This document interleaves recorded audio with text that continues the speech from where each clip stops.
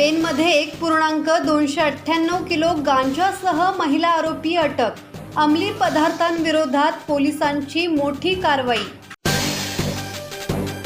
Pen शहरात अंमली पदार्थांविरोधात पोलिसांनी मोठी कारवाई करत 38 वर्षीय महिला आरोपीला 1.298 किलो गांजासह अटक केली आहे.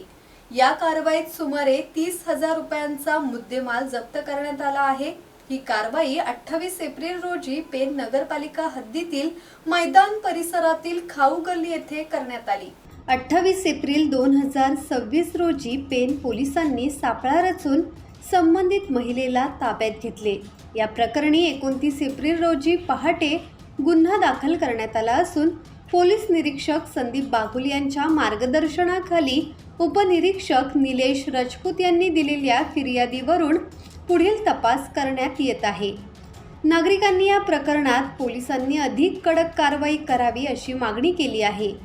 या सातत्यपूर्ण कारवाईमुळे पेन शहर आणि तालुक्यात अंमली पदार्थांचे जाळे पसरत असून यात महिला आणि नवतरुणांचा सहभाग वाढत असल्याची चिंताजनक चर्चा सुरू झाली आहे. अंमली पदार्थांविरोधात कारवाई अधिक तीव्र करण्यात येणार असल्याचे पोलिसांनी यावेळी सांगितले आहे. किरण बांधणकर, संवाद मराठी लाईव्ह, पेन.